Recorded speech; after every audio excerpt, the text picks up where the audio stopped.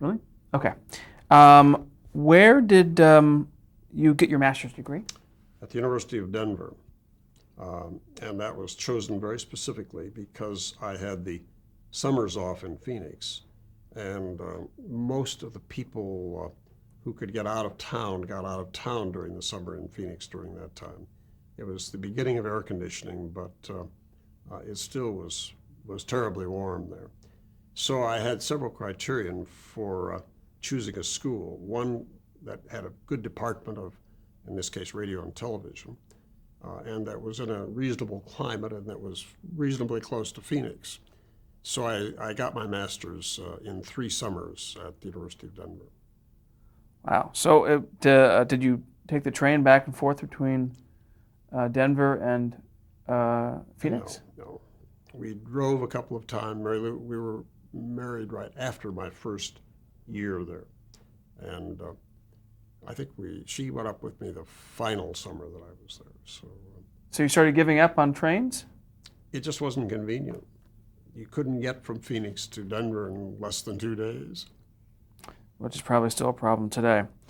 What year did you get your master's degree? As best I remember, it was 1957. Great. So in 1960, you started working at Cal State LA. Yes. Tell us about that. Well, I should set the stage, though, and say that in 1959, I came over here, took a leave of absence from Arizona State, and tried to get all of my coursework out of the way for the PhD program. I had specifically selected USC because I felt they had the kind of program that I wanted and very good professors. And so we came over here, and Mary Lou got a job with the Times, was working, supporting us. I was going to school. We pretty well had a feeling that we would go back to Arizona. Both of us were on leave from our jobs. And then we began to become involved in the California mystique that do we really want to go back to Arizona or do we want to stay here? And we decided really wanted to stay here. The position opened at Cal State LA as head of television. I was, I think at that time, about 28 or something. That solved a lot of problems. We stayed here. Mary Lou could stay with the Times. I could be close to USC and finish the doctoral program, which ultimately took 7 years, something like that. There was no great rush at that point.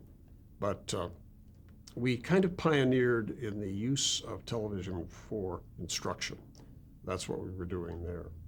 And when I first went, we were using Channel 13 in Los Angeles as we would buy time, actually, for college credit courses. And then we would actually produce them there. Later, we got our own studio at Cal State and produced the tapes and then took them over to KCOP and aired them there. This was all pre-KCET. There was no KCET at that time. And again, that was a very good experience to manage that group, to kind of learn the intricacies of television production. I had never been terrifically exposed to that at all.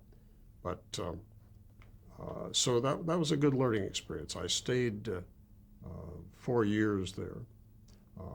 I also did a lot of my doctoral work at the same time, and occasionally using the facilities for production and so forth in the doctoral program.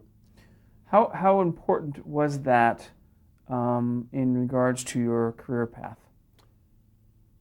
It was relatively important because my hope in life had been to be a college president. And that's the reason I wanted to get the doctoral work out of the way and so forth. It became apparent that I was probably more interested in television and radio than I was in education. And so there was a kind of subtle shift that occurred during that time. Talk a little bit more about the instructional television that you helped develop. What was that? The situation in California in the late 50s, early 60s was very interesting. You were having enormous increases in enrollment in the university and college, state college system.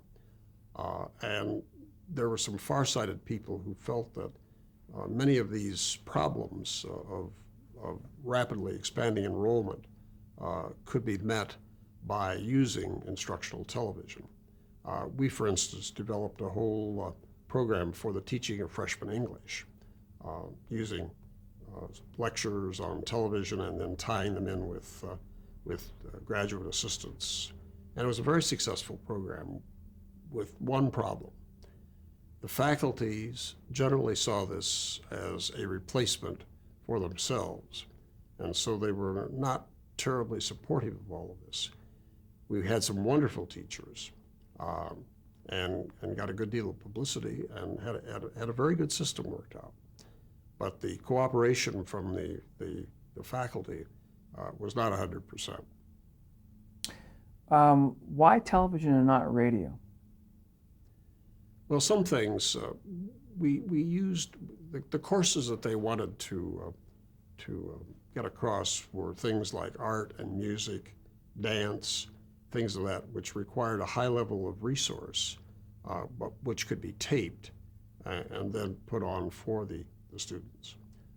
So radio was not much of an alternative to things that were highly visual.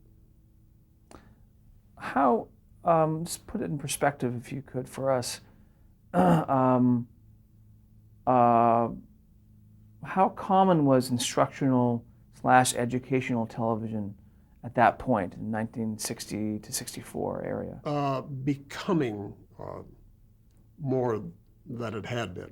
That's a very bad way of stating it, but there was a great interest in it, and it was an interest that came about largely because it could help perhaps solve the problems of rapidly increasing enrollments. At that time, the state couldn't build universities and colleges fast enough to accommodate all of the people that wanted to go. And so this was seen as a method of trying to alleviate those problems of overcrowding and too many students and so forth. Were there negative benefits to using television to educate?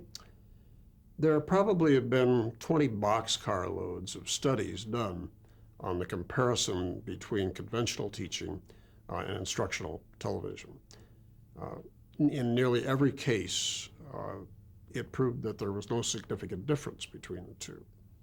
And yet the faculties and the faculty senates and so forth were the ones who really kind of put the brakes on all of this. Even though there weren't enough faculty members to go around, they still were not willing to share particularly, or the prospect of sharing with the television system. In fact, I thought some of the instruction on television was probably much better than the students were getting in the classroom, particularly if they were in classrooms that had 150 or 200 students in an auditorium type situation.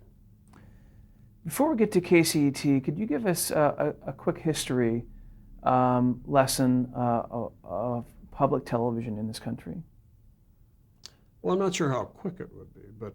Well, leading up, right at 1963, up to that point, what did public television mean?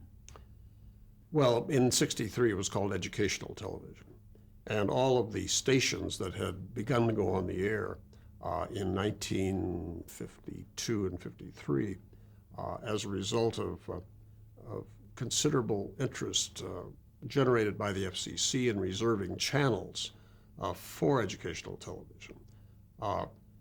These were the pioneering stations, and interestingly, the second station in the United States to go on the air was Channel 28, operated by the Hancock Foundation at the University of Southern California. It lasted 9 months. First of all, there were no UHF sets in Los Angeles, so nobody to watch it.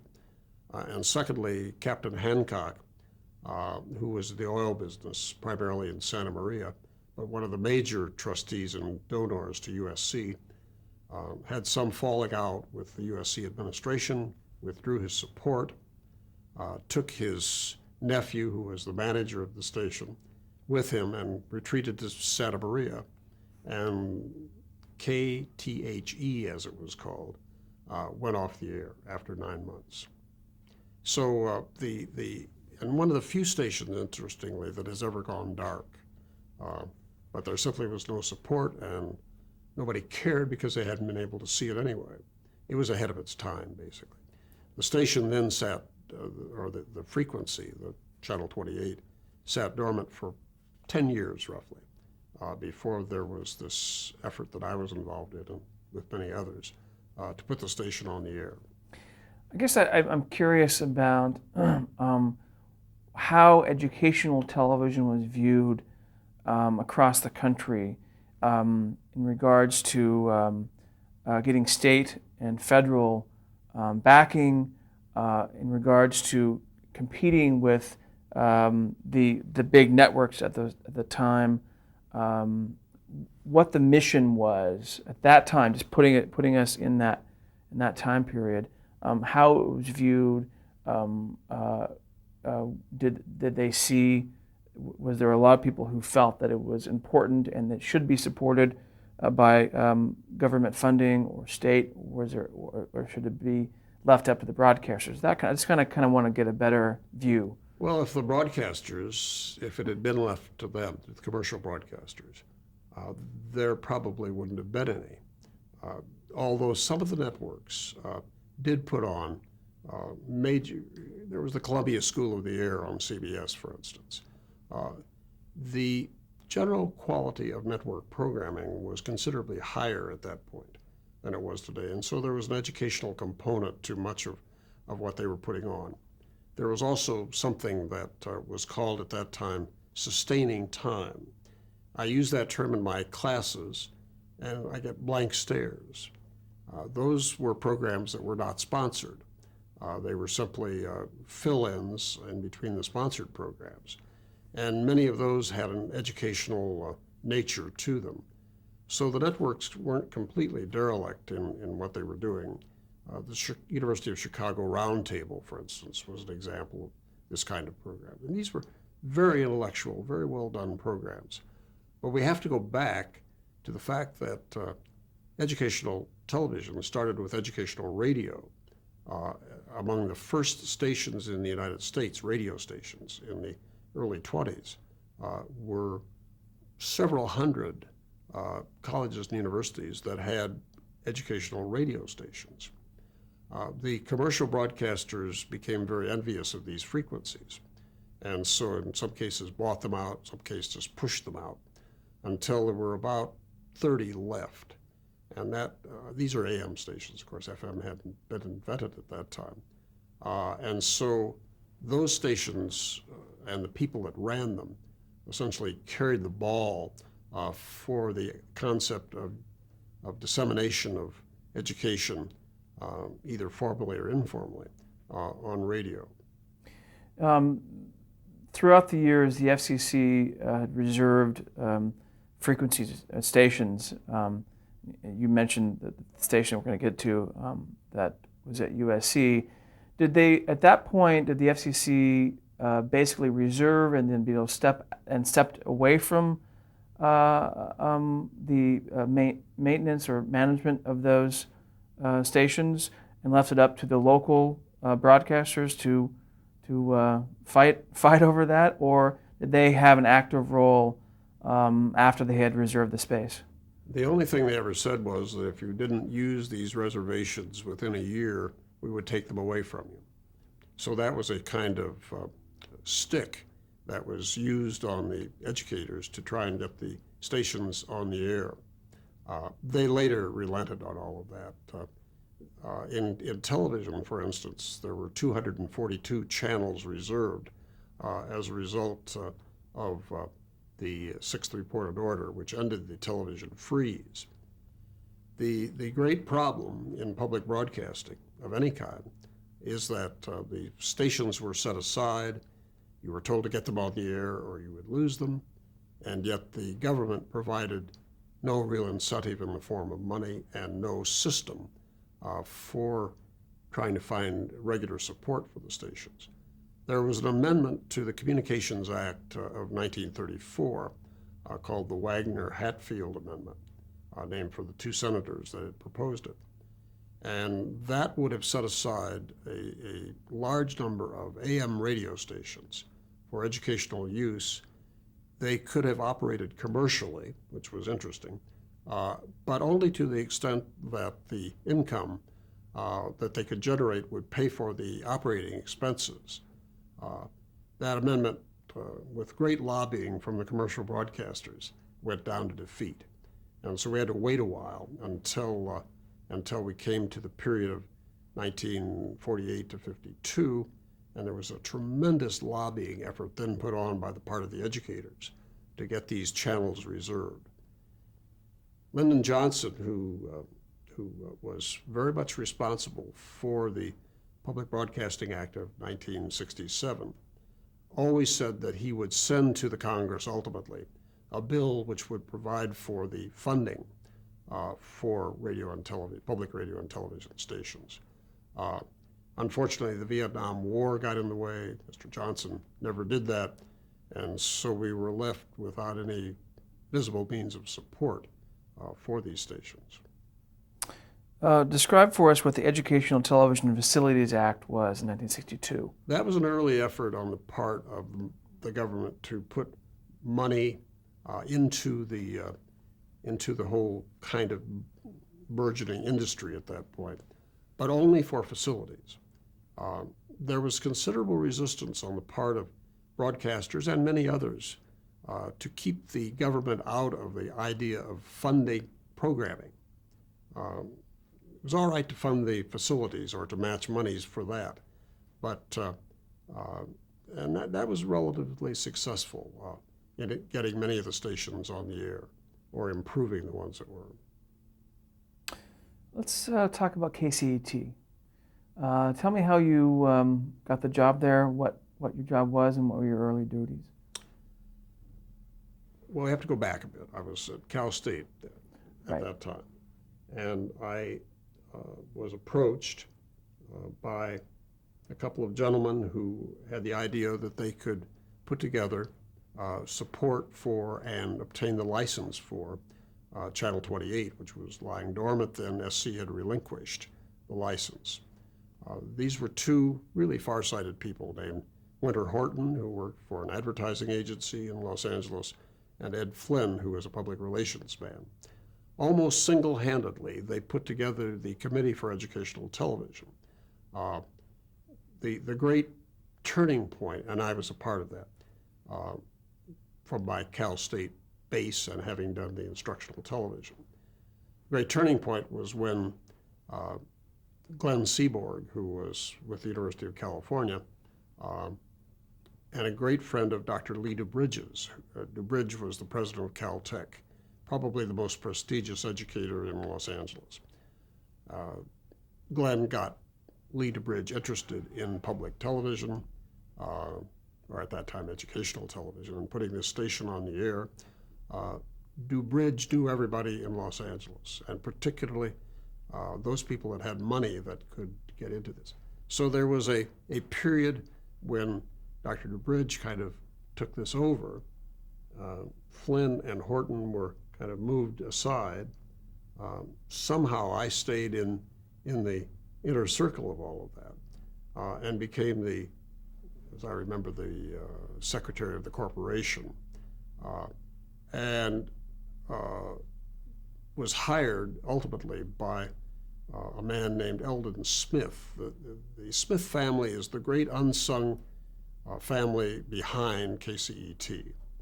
Eldon was vice chairman of Security Pacific Bank, and he was persuaded by DuBridge to be the kind of operating president to get this station on the air.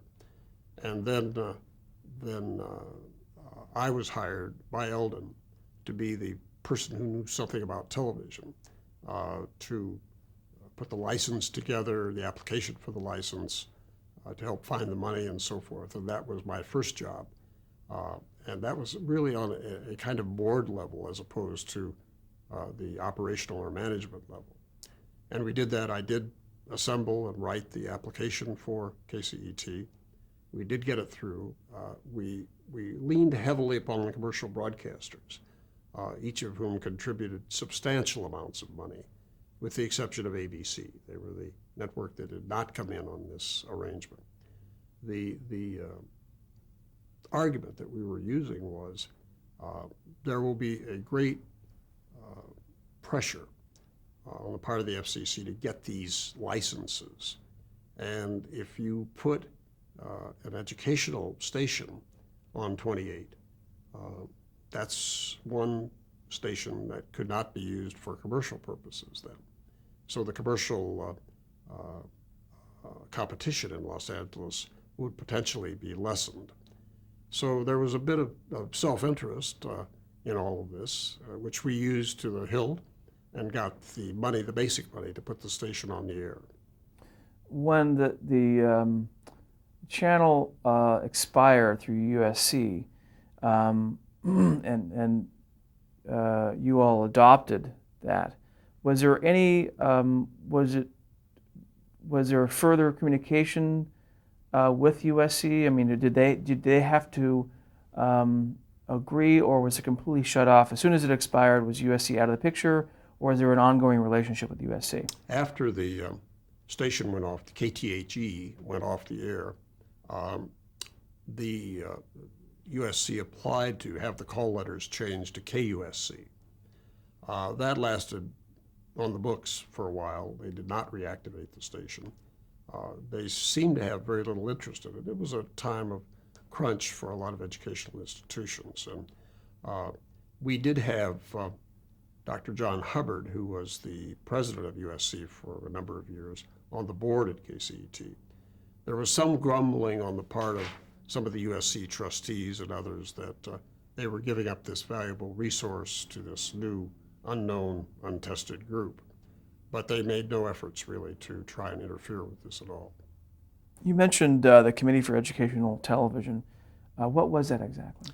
That was the little group that was put together to generate interest in the idea. I mean, you not only had to go out and find the money and all of that, but you had to tell people what educational television was going to be. Nobody had ever seen it. KCET was almost the 100th station to go on the air in the United States. Los Angeles and New York were the two major cities, other than Washington, D.C. and Detroit, that had not been allocated VHF frequencies. Why was that? Because also you can have, under the technical layout of VHF television, you can have only 7 stations in one market. And in Los Angeles and New York, those 7 channels were occupied before the freeze. It was the only 2 places in the United States which had a full complement of stations. So there was, it was UHF or nothing unless you wanted to buy a station, which is what they ultimately did in New York. And that's the great unsung role that Newton Minow, who was chairman of the FCC under John Kennedy, played, was to ensure that no one else would be able to sell a station in New York and allegedly Los Angeles, unless it was the educational interests had the opportunity to bid for that, which is exactly what happened to Channel 13 in New York. And it was Minow that used the power, so to speak, of the federal government to make sure that no one other than an educational institution would get a station. The interest was not quite as strong in Los Angeles. We had thought for years of purchasing a station, but the prices were rising on VHF stations. The money simply was not there. We made a major decision at one point in the committee to go for the UHF frequency and not buy one of the VHF stations. What do the call letters mean, KCET? Community Educational Television. So this, oh, so it wasn't Committee for Educational Television was part of the call letters. Okay. Um, so once you raised the money, what were the next steps in getting it on the air? Well, all the things that you have to do, and you're doing two things. First of all, you're putting a complicated technical piece of property on the air with, and UHF was relatively untested at that time. The FCC had assigned the frequencies to the various communities on the fallacious assumption that UHF and VHF television had the same propagation characteristics. In other words, you could just intermix them and there would be no great problems. Totally wrong. UHF requires a great deal more power to cover the same area as a VHF station. At that time, the extremely high output transmitters were just in the infancy. So one of the first things we had to do was decide, how powerful this would be. And you had to go to 1,000,000 watts if you were going to get the station out anywhere. And there were very few people that were used to working in this kind of high power. So we had to find somebody. So we hired a chief engineer from Bakersfield. And Bakersfield was one of the de-intermixed, to use the government expression, cities, where they recognized the problems of UHF and VHF in the same community. And much of the San Joaquin Valley and the Central Valley were de-intermixed. Fresno was an example, where they took the VHF licenses away and made them all UHF. That certainly did not happen in Los Angeles. And so we had to find somebody who was capable of working with this kind of tool, so to speak. You had to set up a whole management structure. The board, in its wisdom at that point, hired a man who had worked at WTTW in Chicago, the public station there, and at the time was part of NET, National Educational Television, which was the kind of bicycle network that had been established. By bicycle, I mean the programs went by postage from one station to the other. So it was not unlike the old kinescope recording business, where if you were in the smaller station, you got the program last at the end of it. So you had to work with all of those entities to try and NET was very helpful because they wanted an outlet, obviously, in Los Angeles for their programming. They were producing at that point 6 hours a week of national programming, which was the backbone of most of these stations' schedules. What kind of programming? Primarily what I would call adult education or adult programming that stimulated the senses, that told you about the world. Also children's programming. There's always been, and probably justifiably, a criticism that many of the networks were not doing the kinds of children's programming that should be done. And so that was another feature that we used very heavily to promote the onset of this station. There was... Let me pause you right there and change tapes.